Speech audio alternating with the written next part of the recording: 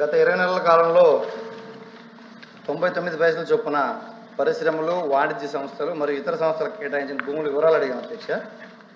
అవి ఇచ్చారు కానీ వాటి ధరలు ఇవ్వలేదు అధ్యక్ష.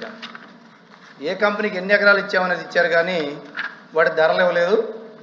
సంబంధించిన దానికి ప్రాతిపదిక ఏంటి అనేది కూడా అడిగాం అధ్యక్ష. మీరే చెప్పారు కదా 99 పైసలకి ఇచ్చారని. అదే అది కన్ఫర్మ్ చేయాలి కదా అధ్యక్ష. ధరలు లేవు దాంట్లో ఇచ్చిన ఆన్సర్లో. ఏ కంపెనీకి ఎన్ని ఎకరాలు ఇచ్చామని ఇచ్చారు, ఏ డేట్లు ఇచ్చామని ఇచ్చారు కానీ ఏ ధరకి ఏ కంపెనీకి ఇచ్చారు అనేది లేదు అధ్యక్ష. అది నిజం అబద్ధం కూడా ప్రజలకు తెలియాలి కదా అధ్యక్ష. 99 పైసలకి అన్ని కంపెనీలకు ఇచ్చారా, కొన్ని కంపెనీలకే ఇచ్చారా, అది ఏంటనే వివరాలు కావాలి కదా అధ్యక్ష. అది మూడో క్వశ్చన్ అధ్యక్ష. మూడోది వచ్చి కుదుర్చుకున్న అవగాహన ఒప్పందాల వివరాలు, పరిశ్రమల వారీగా భూ కేటాయింపు మరియు ధరల వివరాలు కూడా అడిగాం అధ్యక్ష. ఆ ధరల వివరాలు రాలేదు అధ్యక్ష. కానీ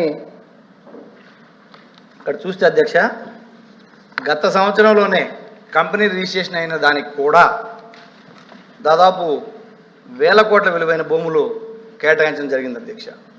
విశాఖ నడిబొడ్డున లులుకి 13.74 ఎకరాలు 99 ఏళ్ళకి లీజుకి ఇచ్చారు అధ్యక్ష.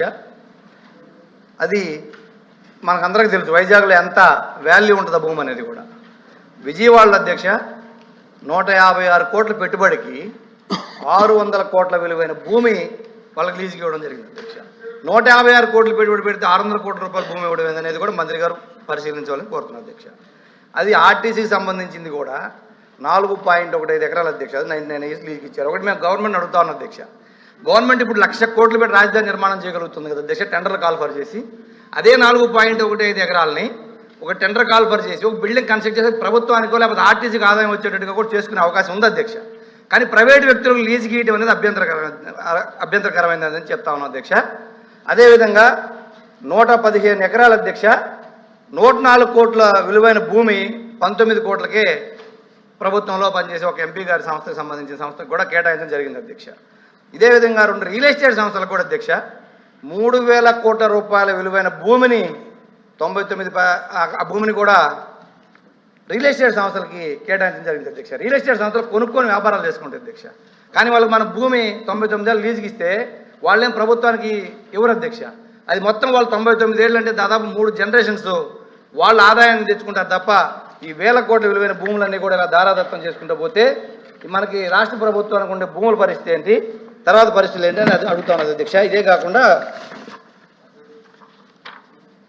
ఇంకోటి అధ్యక్ష 5000 కోట్ల విలువ చేసే 54.79 ఎకరాలు ఒక ఎడ్యుకేషన్ ఇన్స్టిట్యూషన్ ఆధీనంలో ఉంటే గత ప్రభుత్వంలో దాన్ని బయటకు తీసుకొచ్చారు అధ్యక్ష.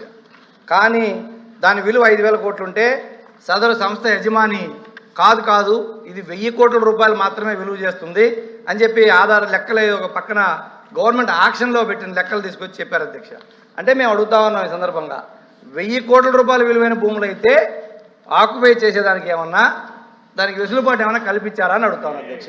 5000 కోట్లు అయితే ఆక్యుపై చేయకూడదు, 1000 కోట్ల భూమి విలువ అయితే ఆక్యుపై చేయొచ్చు అని అడుగుతా ఉన్నా అధ్యక్ష.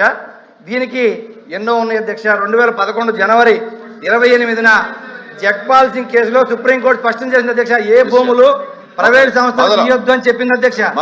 99 పైసలకి 5 కంపెనీలు అని చెప్పారు. 5 కంపెనీలు కాకుండా ఇంకేం మీ దగ్గర ఏమైనా సమాచారం ఉంటే చెప్పండి. అది అధ్యక్ష రియల్ ఎస్టేట్ కంపెనీకి ఇచ్చారు కదా. రియల్ ఎస్టేట్ కంపెనీలకి, ప్రైవేట్ కంపెనీలకి, ప్రభుత్వంలో భాగస్వామి కంపెనీలకు ఎలా ఇస్తున్నారని అడుగుతున్నాం అధ్యక్ష. క్వశ్చన్లోనే ఉంది, ఆన్సర్లో కూడా ఉంది అధ్యక్ష. అది చూసుకోమని చెప్పండి మంత్రి గారిని. మీరు ఇచ్చిన ఆన్సర్లో కూడా రియల్ ఎస్టేట్ కంపెనీకి ఇచ్చామని ఉంది అధ్యక్ష. చూడండి అక్కడ లాస్ట్ లో 5 అధ్యక్ష వాళ్ళు అడిగిన దానికి నేను చూపిస్తున్నా అధ్యక్ష. ఏదైతే ఒక్క నిమిషం అధ్యక్ష, ఇదిగోండి అధ్యక్ష.